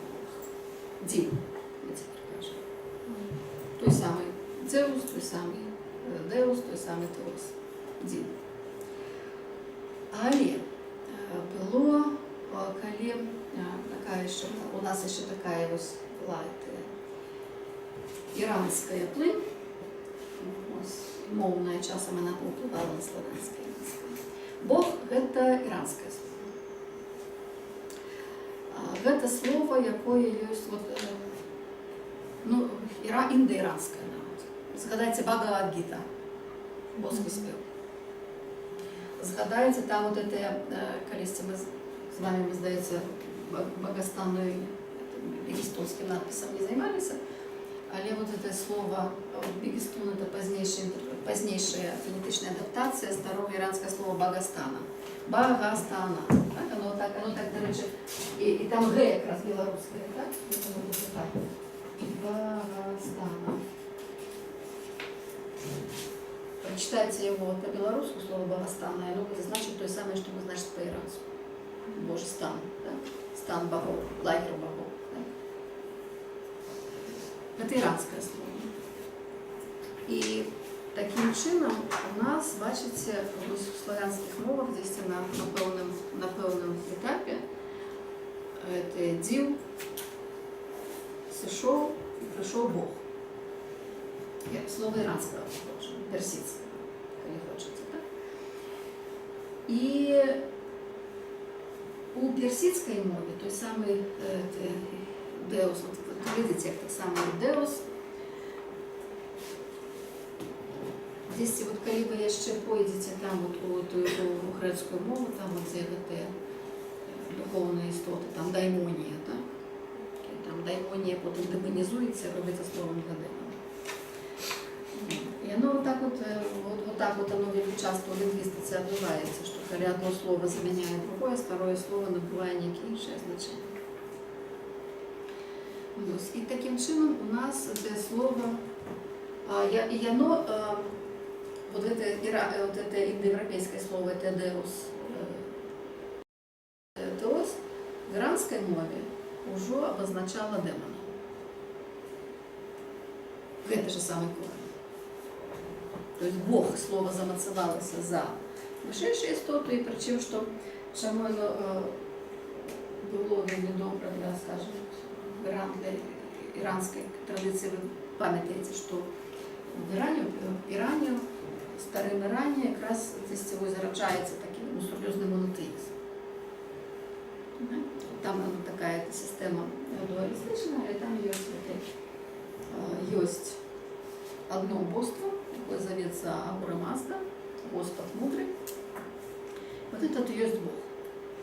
Ну и есть, зрозуміло, там это два духи, это Ангроманіум, Спентоманіум, злий дух і святий дух, які вже дійничують во всіх живих створеннях і змагаються поміж собою. Тобто все, що існує, все становиться або на бок Ангроманіум, злого духа, або на бок Спентоманіум, Святого Духа, і там таким чином і всі люди, і всі там і супольності, і живі, інші всі живі істоти, всі там це аньоли, які якраз таки приходять на старожитний Близький Сход, ну таки разом з Персією. Да, конечно, это и Персия. Это персидская традиція, яка формується тягом першого тисячоліття до нашої ери. Потім вона, бачите, оформляється у Авесту. Є ще і тепер авестійська традиція, авестійська традиція, поставестійська традиція, а Авеста формує це світобачення. І коли перси завоюють старожитний Близький Сход, то вони приносять так само і вот это свои концептуальные разумения света. И при том, что ранние персы абсолютно не навязывают свою религию, ранние персы наоборот, культивують таку релігійну і національну толерантність. А от уже там, скажем, это Даріуша, якого скоротили на Дарія, хоча на персидську Даріуш. Даріуш приходить уже королем зороастрийцем, він п'ятий персидський король на Близькому Сході. І він вже сповідає зороастризм, і він зороастризм починає пропагандуватися зороастризм. От якраз за цим Даріушем у Багастані робиться там, Багастан – це така місцевість, де каравани спинялися на великим шляху, і де просто велизарні скали, і там такий фонтан, де можна було відпочити, там напоїти своїх верблюдів і коней. І там вже за Даріушем, який там скорив, далі покарав народи, повеличив Персидську імперію, уже як зороастрійський король. А там на вишині 100 метрів над землею зробили вияви з надписами на 3 мовах. І от якраз це розчитання гэтых надписів сталися початками серіології, розчитання клинопису. Вот это было, и вот это Багастана старая назва, она потом звалась уже Бегистун. Уже переводится шукать, потому что называется Бегистун. Тем по-персидски оно было Бесистун. И сами вот в этой идеи иранские приходили на Близкий Сход, вот як ідея там змагання добра і зла, як там справедливості, несправедливості, як ті самі аньоли, всілякі ті ідеї про аньолів, про те небачні які сили, яких так само не було на Близькому Сході, тих перси приносять, і потім це і страшний суд, і перемога добра над злом, і 1000 років керування того Святого Духа. Вот это все, вот, что потом у христианства так само переносное вошло, это все вот это зороастрийские, які прийшли на старожитний Близький Сход. Але потім, коли воно з старожитного Близького Сходу що виходить з християнства, воно впливає на ідеї європейські, еўрапейскія, у еўрапейскіх мовах захаваліся словы, гэтыя старажытныя індаеўрапейскія для Бога, для Теоса і Деуса. У славянскіх не захаваліся. На пэўным этапе гэтае слово замянілася на іранскае. Но это уже іншыя ўплывы, безумоўна, это уже абсолютно іншыя гісторыі. Это иранские, славянские уплывы. Так что вот наше питание про Бога. Бог это отсюда. А потом это наши шарлатаны, 50-е годы, здесь вот были такие сельские, украинские, белорусские, которые уже такие режерыски. И он назвал себя Артату Беларуси. И вот он сказал, что тут пришли немає, ніколи не було ніяких семітів, це наші розцарушені походники гетити. Що таке, я маю на увазі не веду, але вони побудували єгипетські піраміди, заклали месопотамські городи, збудували Рус-Шалом. Это я знаю, это Гаель. Он сказал, нема ніякого семітського бога Еля, это наш бог Ель. То есть это все, вот вся цивилизация, ясно, что она оттуда здесь Близкого Схода, а на Близкий Сход она пришла от нас. Вот, и вот такие вот были шарлатанские цікавые речи, он такие выдавал вельми много разных брошюрок и пропагандовал вот эти свои идеи. А за ними украинцы шли, там были Артата Беларуси, Артата Украины, значит, с ними. Такие вот. Так что вот отсюда это и бои наши. Так. У меня еще вот текстом вы выделяете цветным, а у меня когда распечатал, не выделилось. Так тому что вам гладкий текст пошел. Это я сюда ставлю. Но это важно, это мы, вот это мы тоже обсуждаем. Все, что вылучено текстом, это все некие питания. Вот, например, поглядите на вот такая древеса, бачите, вот тут вот блакитным коска выделена, так? А тут кропка с коской. А вот тут пунктуацийная равица. Питание. И вечера была раница, день такие. То есть на вот это вот что тут, у меня вельми много. Так что это вот питание все до Элоима и Яхве. Что, конечно, было бы идеально, как мы могли писать Яхве. Видать, подобное. Может быть. Могут. Это не выключено. Да? Потому что традиция, ну, бачите, она не только какая-нибудь локальная традиция, а это вот такая вот всеобдымная, всеохопная традиция. Чому? Это же в Абрею были забобоны, что нельзя промовлять. Яны вошли, яны протягнулись в Септуагинте. Септуагинта уже писала Кюриос, а уже там, где Кюриос, коли у вас Септуагинта за основу идеи, за основу каких-то текстов, то вы уже будете это Кюриос робить, причем там, я не веду, в моим текстам все правильно, а тут уже вот в диаслове, там что-то уже сеньор итальянский, уже все корни, хорошо, там еще помолвки тут есть. Диаслове? Диаслове, да. Я гляжу, я сегодня как раз хотела, вот как раз про того же меня, вот тут вот что я пишу, что практически все христианские переклады пошли за Септуагинтой, экспресс на месте имени Яхве ставили свой отповедник грецкому Кюриус. Доминус, латинское, так, лорд, ангельское, далее было сеньор, вот это испанское «н» с хвалькой, а тут написано уже «сепор». Я не веду, як это «н», ну, може, ведаете, як это с компьютера на компьютер, это с хитрые литерки со значками, что с поменялись. Я говорю, что это за сепор? Что это у нас за такие? Ну, знаешь, что у меня тут сеньор стоял. Тогда вот сеньор по-французски, сеньор по-итальянски, гергей на германских мовах, пан, Господь, господар, Господь и так далее. То есть это правда во всех мовах. Ну, то есть, Септуагинту робили, перекладали ж в Абрею? Конечно. И они уже заменяли так. Яны зрабілі, конечно, тому що яны перакладаюць сакральны тэкст у сакральных традыцыях 3-го стагоддзя до нашай эры і другого, і першага. Значыць, яны гэтай сакральнай традыцыі захоўваюць, яны ніколі, тому што, глядзіце, калі вы пішаце па-грэцку, напрыклад, вот як вот з гэтай вот, калі вы другі раз читалі, калі я про Єву пишу, якой няма, так? Як Септуагінта адаптуе слово, сустракаецца 2 разы. Його більше нема ніякої Єви. Є тільки Хава, яка тут же ён її назвав Хава, бо вона буде мати всіх живих, 4 розділ, і чоловік звідав свою жонку Хаву. І вона зачала і народила Каїна, сказавши. От і все. Больше ніде немає ніяк. І Септуагінта по-разному перекладає. Септуагінта перший раз передає так, як мать всіх живих, відповідно, вона перекладає Зоя, називає її Зоєю, тому що це слово значить життя.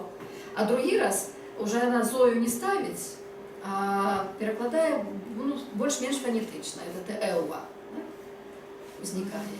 Ну, это же, наверное, зависит от того, какие вы сами цели ставите перед этим текстом. То есть вы рассчитываете, что он будет как сакральный или как просто для ознакомления, и исходя из этого нужно ставить. Ён повинен бути універсальним. И там Ён применяется. повинен бути універсальним. Я абсолютно не супроть, як во всіх християнських церквах, у всіх конфесій читали Яхве. Не просто не супроть, а я вельми за гэта. За то, коли в біблійському тексті Яхве, як читали Яхве.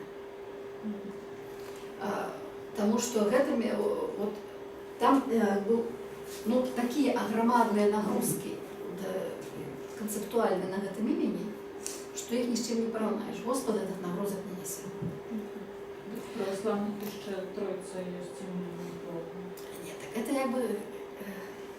есть библейские речи, есть экстра библейские речи. Мы говорим про библейские речи. Большинство христианских догматов огульных побудовано на интерпретациях Библии. Не на Библии властно, а на интерпретациях. Значит, троичность Бога у Библии нигде не присутствует. Нигде. Ни в одного разу, ніколи. Нема у Библии Троицы. Нема. Ну, а трикутники. Вот. Три человека пришли. Откуда у вас тут Бог Отец, Бог Дух, и Бог Сын, и Бог Дух Святый? Откуда они у вас там берутся? Их там нема. А хрещення Ісуса? Там голос з неба есть. І дух, який у вигляді голуба спускається. Нема. Ви бачите, що це ви бачите, що це чистейшая вода інтерпретація. Притом так само, як колись вам казала, що це не вельми легко проходило на Никейском соборе. Это замацовано, это троичность Божия была замацована в 325 году на Никейском соборе. И єгипетський біскуп бразнув дверима. І він сказав, що вони валентиніанські герезії протягнули сюди, вот так вот, гвалтом, гностики нещасні. Ні, це не просто нещасні, як там треба вже всіми лайнковими словами назвати. Це жахливі, кошмарні, жудасні гностики, які скажають абсолютно все. І вони ухитрилися протягнути свою бридку гностичну валентиніанську герезію сюди в Никею. То есть мы, христиане, мы не будем связываться с этой гностичной ересью. Он празднует дверима и пошел. Это сопротивление, а тогда это было очень популярно. В этом часе, это вот еще вот это первое столетие, особливо там другое, третье, четвертое столетие, вот эти гностичные идеи были популярные, троичность были популярная. У Египте особливо популярная, потому что у Египте троичность триады от самого початку египетских концептов свету, там все за все триадами меряется, там любое божество значное на триады раскладается. Ну, тоді гностики это интерпретуется абсолютно по-іншому, по-своєму, але там вот эта традиция, это Бог, Творца, Мать, мудрость и Сын, это вельми моцно. А христиане только что заховали, ясно, что это Святый Дух, это заховывается жаноча. То есть это жаночая присутность, она заховывается. Так что это але яны спрачаліся не за інтэрпрэтацыю Бібліі. Інтэрпрэтацыю Бібліі прыцягнулі да гэтага дагмату потым. Таму што калі вы хочаце знайсці чорнага кота ў цёмным пакоі, то вы яго знойдзеце, нават калі яго там няма. Ён быў знойдзены.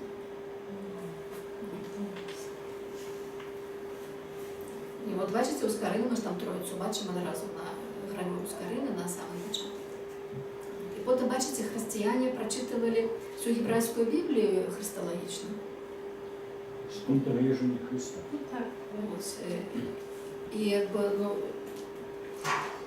А притым это ад самага пачатку хрысціянства, гэта ад другого стагоддзя.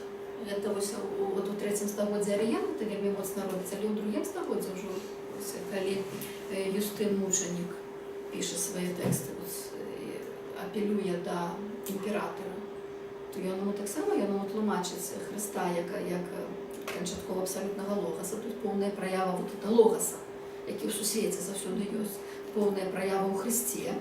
І, адпаведна, все, якія працуюць з логасам, там, мудрацы, якія-небудзь там філосафы іншых часоў, да хрыстовых часоў, якія не ведаюць Хрыста, але ведаюць логас, яны все хрысціяне. Таму што яны все звязаныя з логасам, а найлепшая праява логаса ў Хрысце. І такім чынам вы можаце тады хрысталагічна патлумачыць не толькі Платона і Арыстотеля, а фактычна все, што хочаце. Любую старожитную мудрость, потому что она вся так ці інакше христологічна, бо вона вся так ці інакше, это философский подход, так, вот это Юстин мученик. А Библию прочитывали, єврейську Библию прочитывали христологічно так само. Так что это не наша с вами задача, вот цяперашняя, ісці за гэтымі вельмі сфокусаванымі інтэрпрэтацыямі. Потому что тут, вы, калі хочаце праінтэрпрэтаваць пэўным чынам, вы можаце. Калі вялікі тэкст, ён дазваляе самыя розныя падыходы. Але калі вы спрабуеце прачытаць сам тэкст, тады у вас все атрымліваецца па-іншаму. Тады сапраўды гэтая, як тут я напісала, што еўрапейская традыцыя прыдумала сабе гэтую гісторыю сама. Она сапраўды сабе прыдумала. А прычым абапіраючыся на тэкст. Але гісторыя іншая, гісторыя не такая. Ось ви вкладаєте цей лагерь в блок, Так. Ну, це ж так само, як ви кажете, революція, ці, наприклад, Ну, гэта же не вы параўнаеце па мерах. Там вот рэвалюцыя, якая таксама камяні палятуць вялікія, гэта першы раздзел, другі верш, калі мы перакладаем рог і лугім як вецер, а не як дух. На гэта ніхто не разбіваецца, я не бачыла. Я специально шукала, я не знайшла пераклада рога як ветер, хотя рог это все ж таки ветер. Рог означае дух, мы будем яго перакладаць як дух в іншых тэкстах, калі ён означае, там, скажем, духу ему збурыўся, там, ці воінскі дух у ім такі, абудзіўся. Это той самы рог, і он вельмі зразумела, чаму он там ужываецца, потому что рог это менавіта вот гэтае узбурэнне. Але ва ўсіх практычна касмалагічных тэкстах, якія вапіраюцца на кнігу роду, паўсюль рог выразна вецер. Выразна. Там, дзе Бог ходзіць на крылах рогу, можа, ніяк не скажаце, на крылах духа ходзіць, так? Крылах ветру. Там, дзе гэтая святарская гісторыя паводкі, гісторыя паводкі, она і святарская, і явіская. Она там пераплеценая разам. Там, дзе святарская гісторыя, там таксама ж сканчаецца паводка, калі ветер падзьмот. І яна паўтараецца вот гэтая гісторыя. Таксама такія, дзе ўвесь час пастаянныя алюзіі на гэты раздзел. Таму і вот гэта, скажам, камяні палятуць. А тое, што рабрына, гэта просто, это неправільная інтэрпрэтацыя, но гэта малая. Ясна, што на ёй было забазаванае цэлае, па сутнасці, все стаўленне на месца жанчыны ў грамадстве. Яшчэ ў 16 стагоддзі, не кажучы пра ранейшае, яшчэ афіцыйная думка была, што ў жанчыны няма душы. Уже ў 16 стагоддзі, у 16 стагоддзі пачынаецца даследаванне, навука пачынаецца ў 16 стагоддзі. Там уже дыспуты ладзяцца, ці ёсць у жанчыны душа. А чаму она базуецца? Потому что рабрына это ж что? Какая-то частка тела, костка, понимаете? З рабрыны зробленая, что тут, что здесь взять? Скарына малюе у 16 стагоддзі, скарына уже асветлена, так? І малюе, як Бог яе благословляе. Жанчыну, якую збоку вымае. І таму гэта, але гэта, вот калі бы, напрыклад, хто-небудзь пераклаў у 17 стагоддзі, гэта вокам. Но это, вот это, головы бы полетели конкретно. Ну цяпер не. Цяпер тут, мне здаецца, што абсалютна нікога не абыходзіць, просто патлумачыць, адкуль взялася рабрына, і што яна не мае права на існаванне. У той час, як дух замест ветра мае права на існаванне, таму што калі дух прачытваць як дыханне, як калыханне паветра, гэта можа быць. Вот. А ці мае права на існаванне Господ замест Ягве, это пытанне на традыцыі, а не на тэксце. Ну, там уже написано так. Мы переклали Бог. Розная вага. Тому што гэту традыцыю, бачыце, гэту традыцыю я, вот, скажем, я готовая на вот такія вот вялікія звыклыя рэчы, іх мяняць. Я іх аргументую, я іх мяняю, бо яны вялікія, да і ўсе прывыклі, але яны не такія цяжкія. А вот гэтая абсалютна паўсюдная традыцыя Господа, вот, і раптам замест Господа Бога у вас паўстане Ягве і Лугі. Ну, калі не баяцца нават таму, што шмат людзей могуць проста сурочыць вас. Мне проста вас шкада як чалавека, бо як навуковец, так, гэта выклікае павагу. І калі-небудзь хтосьці мусіць зрабіць рэвалюцыю. Але я бы перажывала проста ў чалавечым плане, ну, не трэба недаацэньваць моц чалавечых рэакцыяў, думак неафіцыйна. Ну, што на вам зробяць? Свабодная дзяржава, ну так, адносна. Але вось з пункту гледжання, ну, не ведаю, вы можаце смяяцца, але каб не сурочылі, вось, ну, рызыка ідзе ўжо такая асабістая, чалавечая. Ну, про гэта ніколі, конечно, думак не было, але про тое, што вот это просто зусім будзе незразумета, всё, і па сутнасці всёй супольнасцю, асноўнымі спажыўцамі Бібліі. Вот гэта я разумею. І вот калі сапраўды там рабрына і вецер, гэта не іншыя рэчы, гэта іх можна вот працягнуць. Ці там тых самых цмокаў, так? Працягнуць іх, это можна зрабіць. То вот гэтую я просто вот, ну, як бы не адчуваю сабе сілы просто гэтую гару гэтую перакуліць. Просто не адчуваю. Про імя Бога? Так, про Яхве, так. Просто не адчуваю. Калі б адчувала, ну, я адчувала, што вот сапраўды, што вот падтрымка будзе, то, конечно, я бы з задавальненнем бы гэта зрабіла. І менавіта за тое, каб у хрысціянскай традыцыі ўжывалася імя Божие. Ну, вы зерно посеяли, да? Чего еще заранее? Не, ну это, бачите, калі мы зноў такі, ну, можа, калі-небудзь, потым зноў такі, это калі бы гэтым займацца, ну, просто што я не буду гэтым займацца. Можна ж рабіць розныя выданні на розныя патрэбы. Можна рабіць выданне, якое будзе вот па традыцыі Новай Іерусалімскай Бібліі, якая ўжо ёсць, то есть не будзе піянерствам у свеце, і рабіць Яхве, скажем, такую будзе вучэбную Біблію. Можна. У горшым выпадку, конечно, можна там, напрыклад, падрадкоўнікі рабіць, мы вельмі хацелі рабіць ввогуле пачынаць падрадкоўнікам. Ну, так само няма каму, няма часу, няма сіл. Падрадкоўніку можна пісаць. І тады у вас будзе, вот, ведаеце, як падрадкоўнікі робяць, калі звычайна вот так пішуць. Вот тут ідзе арыгінальны тэкст, там поде подписываются слова, значит, это справа налево каллиграфический текст. А тут у вас здесь вот уже цельный текст идет. Платный текст. И тогда, ну, можно было бы, что вот тут написано Яхве, а тут написано Господь. Например. То есть такое можно было робить. Але вот у таких форматах это можно. А робить это просто вот просто в библейском тексте, потому что я в себе силы на это не чую. Хотя вельми завжди.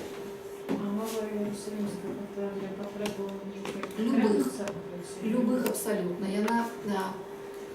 Яна пачалася там в Иерусалиме две библейские школы. Одна вот Ликоль библейская школа, яе французские монахи распачалі, і надо гэту ёсць, і яна засноўваецца на даследаваннях тэксту. А одна традыцыя, якая даследуе археалагічную Біблію. То есть там есть две розныя школы библейскія. І вот тая, што даследуе тэксты, яны выдалі спачатку на французскую мову пераклад. Яна называлася Иерусалимская Библия, но потом она выросла в Новую Иерусалимскую Библию. И потом вот эта Новая Иерусалимская Библия, она на любой мове может быть. Это ну, таки традиция перекладу. И она тогда Там так само есть свои проблемы, там не все, мне далеко не все мне подобается в Новой Иерусалимской Библии, але есть то, что вельми подобается. Ну и, конечно, там вот, и это вот с таких великих перекладов, с серьезных перекладов, это один традиция, як вы перекладаете, як вы не меняете на Господа докладней, потому что имеешь не перекладать. На мою думку, это вельми великая, конечно, проблема, но пока что мы посетили не потягли. Ну, але бачите, в комментариях я пишу, коли вам недостатково, то, ну, так это можно больше написать, можно больше поширенно написать. Но я это пишу, я это То, что тлумачу. будете выкладывать, там же не физика сказали, князя. Ні, от то, що в цьому році ми хочемо видати, там вулицю. То, що от я ж кажу, що ми хочемо видати это несколько кавалков с комментариями. Ну, так вот, як это, як у дієслові, тільки що коментарів повинно бути більше, ніж у дієслові. Там на мало, так? Ну, туди, коли ласка, прокоментуйте Бог, по красе привыкали, чтобы это так само слово шиземное. Нет, Ну, там я есть, думаю, там есть комментарии. ну я славянское не комментую. Я славянское походження не комментую ніяк. Я не думаю, що тут треба это робити, тому що вот это слово Бог это такое наше теперь слово. Ви знаєте ще таких людей, там диваков, які кажуть див, які не кажуть Бог. Але більшість людей навіть не зрозуміє, про що говорить, тому що Бог это нормальное слово, да? Стандартное звучание. Скажите, коли ласка, давайте мы тогда вот зусим, потому что давайте мы другого раздела так и не дальше знаем. До другого раздела только вот что за такое Божие имя, так? Мы с первым разделом можем зусим с вами скончить, так? Ладно, давайте мы тогда зараз скончим, давайте так давай. В наступный раз мы вот другий третий раздел зробим. Поспробуйте поспробуйте собрать свои зауваги разом. Потому что я думаю, что у вас повинна быть не одна заувага у человека, а хоть несколько.